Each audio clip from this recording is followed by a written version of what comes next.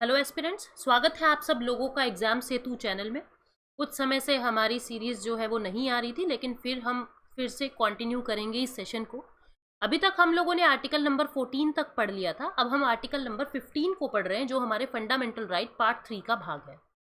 Article number 15 देखो क्या कहता है। मैंने आपको आर्टिकल 14 में ही ये बात बताई थी कि भारत का उद्देश्य समानता नहीं है, लेकिन समान भाव पैदा करना है, यानी कि इक्विटी पैदा करना है। इक्विटी का मतलब क्या होता है? इक्विटी का मतलब क्या होता है कि जिसको जितने की कमी है वो पूरी कर दे, जिसको जितना चाहिए उतना दे दे। जैसे कि कोई बैकवर्ड क्लास का व्यक्ति है, उसको किसी चीज में राइट्स चाहिए तो उसको थोड़े से राइट्स दे दिए ताकि वो दूसरों के बराबर आ सके। मतलब सबको बराबरी पे लाना है, ठीक है। तो आर्टिकल 15 में भी आपको इन चीजों की झलक मिलेगी। आर्टिकल 15 क्या कहता है, इसको देखिए।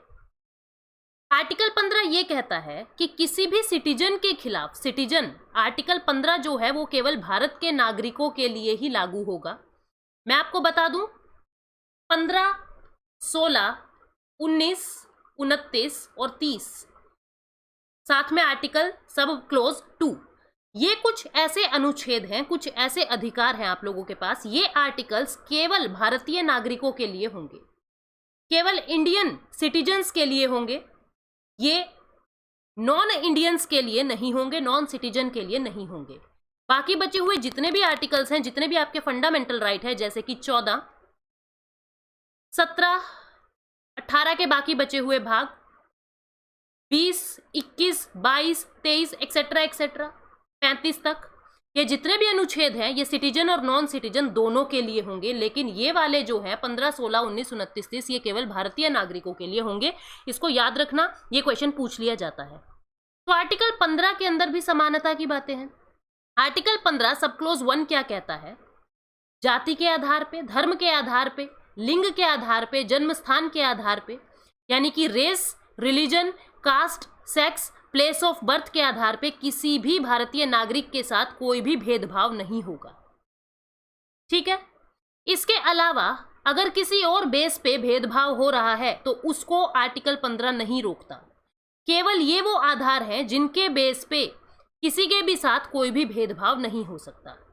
किसी को ऐसा नहीं कहा जा सकता कि तुम इस जाति को हो तो तुम मंदिर में नहीं जा सकते, तुम यहाँ पे कुएं में पानी नहीं भर सकते, तुम इस होटल में खा नहीं सकते। तो इन आधार के ऊपर किसी से कोई भेदभाव नहीं होगा। आर्टिकल 15 सब क्लोज 1 ये बात कहता है। आर्टिकल 15 सब क्लोज 2 ये बताता है कि कहां कहां पे भेदभाव नहीं होगा। क्या बताता है? ये ऐसा कहता है कि ना तो स्टेट यानी कि राज्य, ना ही कोई व्यक्ति किसी दूसरे के साथ भेदभाव कर सकता। ना तो राज्य भेदभाव कर सकता है, ना ही कोई व्यक्ति किसी दूसरे से भेदभाव कर सकता है। कहां कहां पे? शॉप पे खरीदने में, पे जाने में या खोलने में, पब्लिक रेस्टोरेंट में जाने में, होटल्स के अंदर, या कोई पब्लिक एंटरटेनमेंट के प्लेसेस हैं जैसे कि सार्वजनिक मनोरंजन की जगह है, कहीं पे मूवी है, कहीं पे पार्क है, ठीक है, कहीं पे मेला लगा हुआ है। ऐसी जगह पे आप किसी को ऊपर दिए गए आधार पे नहीं रोक सकते। ना तो कोई व्यक्ति रोक सकता, ना ही राज्य रोक सकता। और कहाँ पे आपको भेदभाव नहीं झेलना पड़ेगा? कहीं कुआं है, कहीं तालाब है, कहीं पे नहाने का घाट है, स्नान घाट है, सड़कें हैं, ठीक है, कोई भी जाए, कोई भी यूज करे सड़कों का। सार्वजनिक रिजॉर्ट है, यानी कि पब्लिक जो रिजॉर्ट है वहां पे। अब ऐसा नहीं है किसी का पर्सनल, जैसे किसी का घर है, ठीक है, घर के अंदर किसी ने अपना लॉन बना रखा है, किसी ने छोटा सा पार्क बना रखा है, वो किसी का पर्सनल पार्क है। अब आप उसके पर्सनल पार्क में नहीं घुस सकते। यहाँ पे क्या बात हो रही है? जो पब्लिक है, तो सार्वजनिक है, सभी के यूज करने के लिए जो जो चीजें हैं वहां पे आपसे भेदभाव नहीं हो सकता। आप ऐसा नहीं कह सकते कि उसने मुझे अपने पर्सनल पार्क में नहीं आने दिया, आपने मेरा आर्टिकल 15 तोड़ा है, मैं सुप्रीम कोर्ट में जाऊंगा, तो वहां पे आपको ही डांट पड़ेगी। इस तरीके से पर्सनल प्रॉपर्टी पे नहीं घुस सकते हो, ठीक है। तो आर्टिकल 15 का आर्टिकल 1 और आर्टिकल 2 क्या कहता है ये हमने देखा। अब आर्टिकल 15 सब क्लोज 3 क्या कहता है कि राज्य चाहे तो महिलाओं के लिए और बच्चों के लिए पॉजिटिव डिस्क्रिमिनेशन कर सकता है, यानी कि उनको पुरुषों के बराबर ला सकता है, उनको उनके लिए कुछ स्पेशल प्रावधान कर सकता है। जैसे आप देखोगे उनके लिए शौचालय अलग है, जैसे आप देखोगे ट्रेन्स के अंदर उनको अलग से सीटें रिजर्व है उनके अंदर, जैसे आप देखोगे हर जगह महिलाओं की लाइन अलग बनी होती है, ठीक है। प्रेग्नेंट वीमेंस के लिए बहुत सारे फायदे हैं। टैक्स के अंदर थोड़ा ज्यादा फायदा मिलता है चिल्ड्रंस को, विमेंस को। तो इस तरीके से राज्य जो है चाइल्ड के लिए और विमेंस के लिए कुछ सकारात्मक भेदभाव कर सकता है। सकारात्मक भेदभाव का मतलब ये है उनको पुरुषों के बराबर लाने के लिए कुछ प्रोविजंस बना सकता है। जैसे महिलाओं के लिए सीटें आरक्षित कर दी पार्लियामेंट इलेक्शंस के अंदर, पंचायतों के अंदर। ये सब क्या है? महिलाओं को आगे बढ़ाने के लिए कुछ सकारात्मक भेदभाव किए जा रहे हैं। आर्टिकल 15(1) क्या कहता है, 15(2) क्या कहता है, 15(3) क्या कहता है, ये हमने देखा। अब बारी आती है 15(4) की। कुछ कहते हैं आरक्षण मिलना चाहिए, कुछ कहते हैं आरक्षण नहीं मिलना चाहिए। मैं यहाँ पे आरक्षण की बातें ना करके मैं आपको सिर्फ पॉलिटी यानी कॉन्स्टिट्यूशन की बातें बता रही हूँ कि वहां पे क्या लिखा हुआ है। देखो, आर्टिकल 15 सब क्लोज 4 शुरू से नहीं था। जब हमारा संविधान बना उस समय आर्टिकल 15 सब क्लोज 4 नहीं था। इसे 1951 में ऐड किया गया है जवाहरलाल नेहरू के द्वारा, या मैं कहूं हमारी संसद के द्वारा, और साथ में बी आर अंबेडकर के द्वारा। ठीक है। आर्टिकल 15 सब close 4 first constitutional amendment act 1951 से ऐड किया। क्या था ये? इससे रिलेटेड केस था चंपाकन Dorairajan versus state of Madras. इस केस के बारे में हम डिस्कस करते हैं। क्या केस है? Champakam Dorairajan versus state of Madras. Versus state of Madras क्या केस है? State of Madras 1950। देखो केस क्या है। एक 1927 से एक कानून बना हुआ था ब्रिटिश सरकार के द्वारा, जिसको कहते हैं communal government order. Communal government order, ये एक कानून बना हुआ था, सांप्रदायिक सरकारी आदेश। मतलब क्या है? राज्य सरकार कानून बना के अपने राज्य के अंदर कुछ सीटों को आरक्षित कर सकती है। ऐसी बात 1927 के इस कानून के अंदर बनाई हुई थी, कही हुई थी। तो इसी का यूज करके मद्रास राज्य ने क्या किया, शिक्षण संस्थानों में यानी कि एजुकेशनल इंस्टीट्यूट्स के अंदर कुछ सीटें आरक्षित की हुई थी। अब चंपाकन दोराई राजन एक ग्रामीण महिला है, रूरल विमेन है। एमबीबीएस के कॉलेज में एडमिशन लेने जाती हैं। अच्छे स्कोर के बाद भी इनको वहां पे एडमिशन नहीं दिया जाता। उस कॉलेज में क्या कहा जाता है कि मैडम हमारे पास सीटें खत्म हो चुकी है। चंपाकन दोराई राजन ने कहा सीटें तो मैं देख सकती हूँ, सारी नहीं भरी है। कॉलेज ने क्या कहा कि हमने वो सीटें आरक्षित की हुई है, हमने वो सीटें कॉम्युनल ऑर्डर के अकॉर्डिंग वो सीटें रिजर्व की हुई है। अब चंपाकन दोराई राजन ने कर दिया इस बात के लिए सुप्रीम कोर्ट में केस। क्यों केस कर दिया? चंपाकन दोराई राजन ने क्या कहा कि देखो आर्टिकल 15 ऐसा कहता है कि जाति के आधार पे, धर्म के आधार पे, लिंग के आधार पे कोई भेदभाव नहीं हो सकता, लेकिन इन्होंने शिक्षण संस्थान में भेदभाव किया है। मुझे सीट मिलनी चाहिए, मैंने योग्य अंक लिए हैं, मार्क्स लिए हैं, लेकिन फिर भी मुझे नहीं एडमिशन दिया जा रहा। तो मेरा आर्टिकल 15 यहां पे वायलेट हुआ है।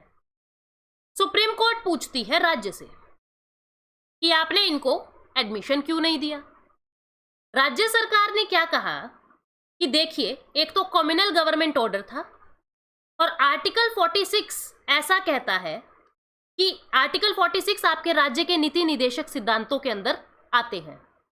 आर्टिकल 46 ऐसा कहता है कि राज्य की ये जिम्मेदारी है कि वो डीपीएसपी को पूरा करे, डीपीएसपी को लागू करे, राज्य के अंदर सभी राज्य के नीति निदेशक तत्वों को लागू करे। और आर्टिकल 46 के अंदर ये लिखा हुआ है एससी, एसटी और कोई वीकर सेक्शन है, अगर कोई वीकर सेक्शन है, पिछड़ा वर्ग है, तो उसके लिए कुछ आरक्षण किया जा सकता है, कुछ स्पेशल प्रावधान किए जा सकते हैं। इसलिए हमने ये कॉम्युनल गवर्नमेंट ऑर्डर पास करके ये सीटें आरक्षित की थी। हमने क्या गलत किया?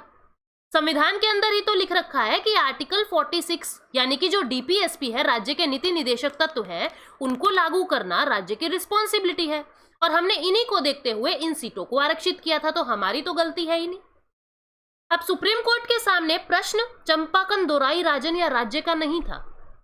अब सुप्रीम कोर्ट के सामने प्रश्न क्या था? एक तरफ थे फंडामेंटल राइट यानी कि आपके मौलिक अधिकार, और दूसरी तरफ थे डीपीएसपी यानी कि आपके राज्य के नीति निदेशक तत्व। राज्य के नीति निदेशक तत्व, directive principle of state policy. Article 15 चंपाकन Dorai राजन का वायलेट हो रहा था, क्योंकि आर्टिकल 15 में यह बात कहीं नहीं लिखी हुई कि आरक्षण कर दो सीटों को रिजर्व कर दो। वहां तो बल्कि ये लिखा हुआ है लिंग के आधार पे आप कोई भेदभाव नहीं कर सकते, जाति के आधार पे कोई भेदभाव नहीं कर सकते। और डीपीएसपी में आर्टिकल 46 ये कह रहा है कि आप भेदभाव कर सकते हो वीकर सेक्शन के लिए या कुछ स्पेशल सेक्शंस के लिए, SC ST के लिए। अब राज्य ने भी गलती नहीं की, लेकिन ये लड़की भी गलत नहीं कह रही है। सुप्रीम कोर्ट के सामने ये प्रश्न था कि जब कभी भी फंडामेंटल राइट और डीपीएसपी में लड़ाई हो जाए, इस तरीके से दोनों आमने सामने आ जाए, तो किसकी जीत होगी। सुप्रीम कोर्ट ने क्या किया, ये देखा कि किनको वाद योग्य बनाया है। वाद योग्य का मतलब है किनको जस्टिसिएबल बनाया है। जस्टिसिएबल का क्या मतलब है, किनके उल्लंघन पे आप डायरेक्ट सुप्रीम कोर्ट में जा सकते हो। अगर किसी चीज के उल्लंघन पे आप डायरेक्ट सुप्रीम कोर्ट में जा सकते हो, इसका मतलब वो जस्टिसिएबल है, वो वाद योग्य है। सुप्रीम कोर्ट ने देखा फंडामेंटल राइट ऐसे है जिनका अगर उल्लंघन हो रहा है तो डायरेक्ट सुप्रीम कोर्ट में पहुंच सकते हो, लेकिन डीपीएसपी ऐसी चीज है जो नॉन जस्टिसिएबल है। अगर पूरे नहीं भी होते हैं तो भी क्या होगा, तो भी आप सुप्रीम कोर्ट के अंदर केस नहीं कर सकते। मतलब कि कंपैरेटिवली इंपॉर्टेंट दोनों है, बहुत ज्यादा इंपॉर्टेंट है दोनों। एक वेलफेयर स्टेट बनाता है तो एक पुलिस स्टेट बना रहा है, दोनों ही बहुत ज्यादा इंपॉर्टेंट है। लेकिन जब कभी भी दोनों की लड़ाई होगी तो सुप्रीम कोर्ट ने कहा कि मौलिक अधिकार जीतेंगे, मौलिक अधिकार में जो लिखा है वो बातें मानी जाएंगी। अब राज्य यहाँ पे हार गया तो राज्य को होगी परेशानी, बोले ये तो तौहीन कर दी, हमने तो कुछ गलत नहीं कहा था। और इस बेस पे चंपाकन दौराई राजन को एडमिशन दे दिया जाता है कि इस लड़की का मौलिक अधिकार नहीं छीना जाएगा, ठीक है, और इसको एडमिशन दे दीजिए। राज्य यहाँ पे हार जाता है। अब राज्य अपनी हार बर्दाश्त नहीं कर सकता। ये केस जब सुप्रीम कोर्ट ने लिया है तो संसद ने क्या किया, अपनी बातें पूरी करने के लिए संसद ने अब ये देखा आर्टिकल 46 की तो वैल्यू ही नहीं रही है आर्टिकल 15 के सामने। तो संसद ने क्या किया, आर्टिकल 15 सब क्लोज 4 ऐड कर दिया। यानी कि आपको पता है संसद के पास ताकत है संविधान को बदलने की, पार्लियामेंट के पास ताकत है कॉन्स्टिट्यूशन को अमेंड करने की।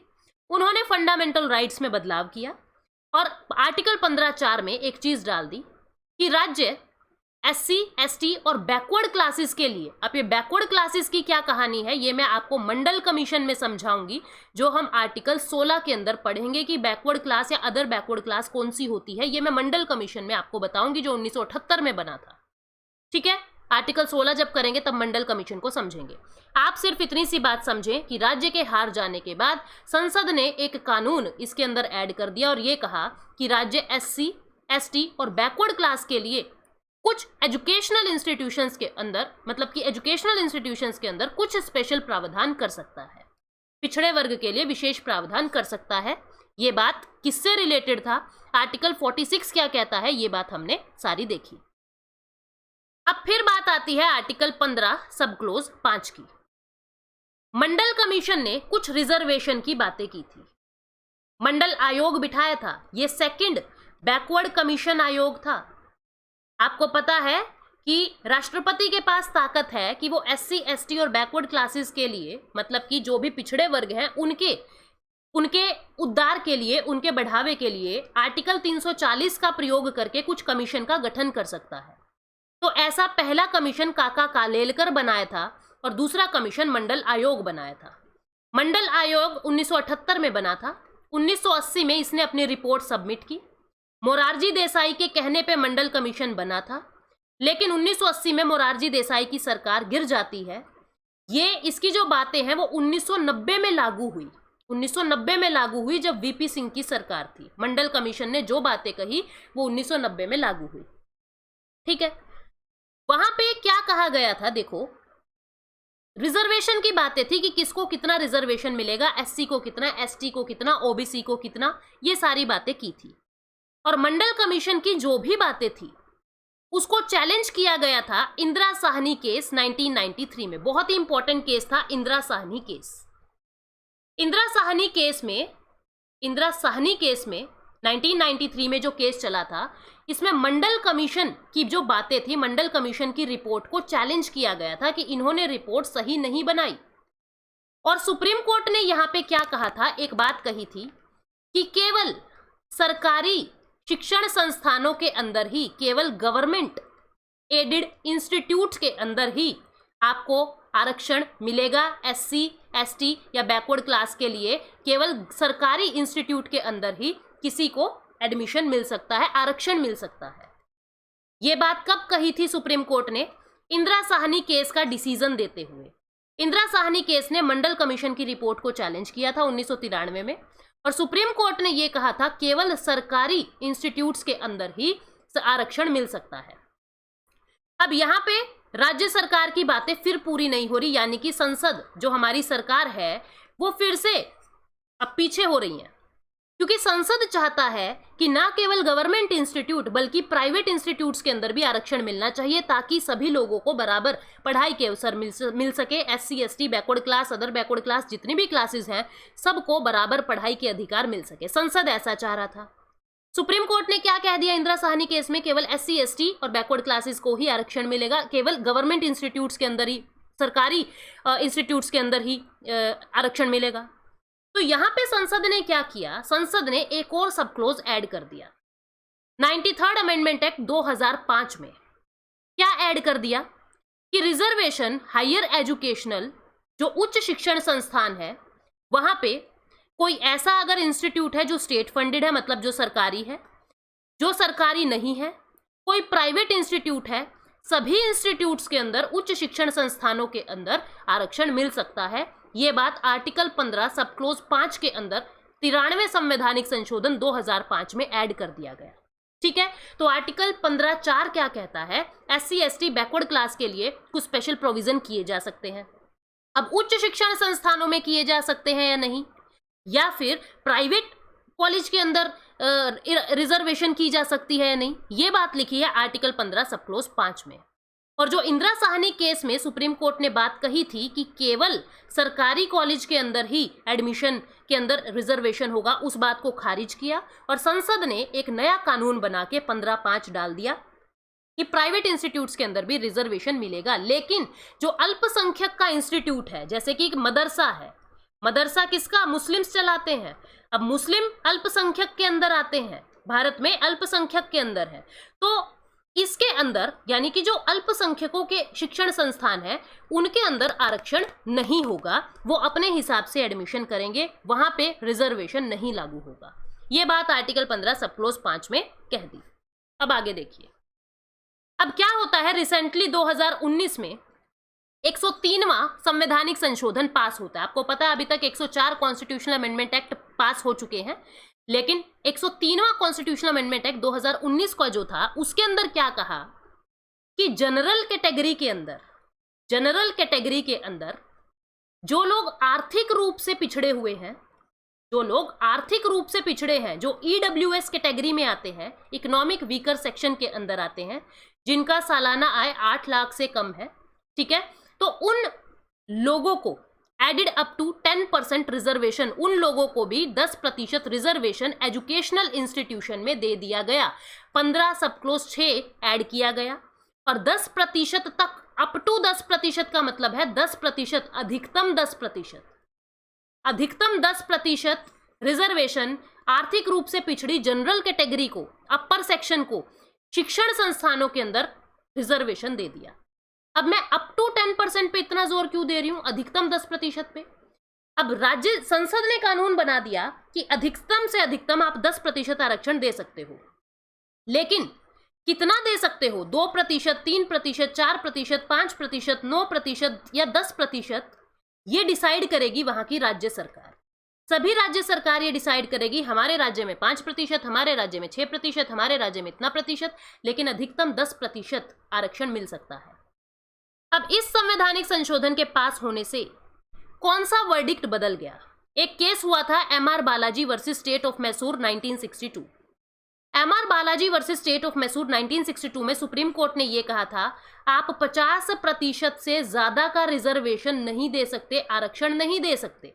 जैसे आपने SC को दे दिया X%, आपने ST को दे दिया Y%, आपने बैकवर्ड क्लास को दे दिया Z%, आपने अदर बैकवर्ड क्लास को दे दिया मान लो A%, इन सभी को मिला दो तो भी 50% से ज्यादा का नहीं होना चाहिए, ऐसा कहा था सुप्रीम कोर्ट ने। लेकिन जब से आर्टिकल 115(6) जो है वो ऐड हुआ है, आर्टिकल 15(6) ऐड हुआ है, यानी 103वां संवैधानिक संशोधन 2019 ऐड हुआ है, तब से ये 50% की सीलिंग जो है वो खत्म हो गई। पहले भी 49.5% आरक्षण हो गया था इन सभी का मिला के। अब कुछ आरक्षण इस 10% से इसमें शामिल होगा, तो 50% की सीलिंग अब भारत में हट चुकी है। 50% से ज्यादा सीटों पे आरक्षण मिल रहा है सभी का मिला के। आर्टिकल 15(6) जनरल कैटेगरी में ईडब्ल्यूएस को आरक्षण देने की बात